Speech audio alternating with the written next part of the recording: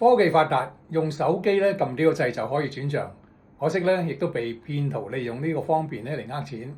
金管局推出智安全服務，保障大家嘅存款，唔好俾人呃咗呢啲老本。等我同大家講講3個重點。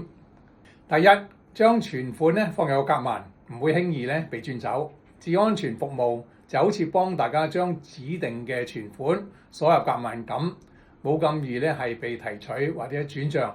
只要在網上或者去銀行分行咧啟用服務，就可以將多年嘅積蓄啦、買樓嘅首期啦、子女嘅教育基金等咧短期內咧唔會動用嘅錢咧，透過智安全保護。即使俾人哋知道你個密碼咧，都唔可以喺網上轉走晒錢。真係要用錢嘅時候咧，就透過銀行解鎖。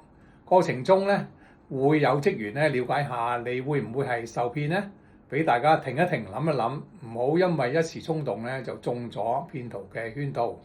第二，銀行加息送禮，鼓勵更多人用智安全服務。推出1個月咧，已經有近8200名客戶使用，合共保護咧33億元嘅存款，其中80%咧都係60歲以下嘅人士。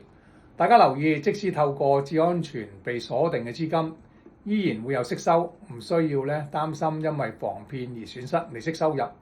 唔同嘅銀行咧更加推出優惠，鼓勵大家用呢個新嘅服務。有銀行送現金券，亦都有銀行咧為喺智安全內嘅資金咧提供額外嘅利息，可以話咧係一舉兩得。第三，防騙不能只講不做，保障存款人人有責。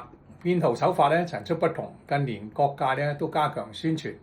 去年本港嘅騙案數字咧雖然有下跌，但仍然高企，超過咧43000宗，損失金額咧達到81億元。好多咧都係長者儲咗大半世人嘅養老金，單靠個人提高警覺咧可能已經唔夠，都要適當咁用工具，多管齊下去抵抗騙徒。有人覺得咧用智安全鎖住啲錢唔方便，但係大家要記住喎，有時太方便咧就會成為咗騙徒嘅工具。防騙第一誡係唔好咧覺得自己一定唔會俾人呃，大家要多啲留意我分享嘅防騙資訊，同埋咧要分享俾多啲長者認識。請大家留言讚好同埋分享，多謝大家。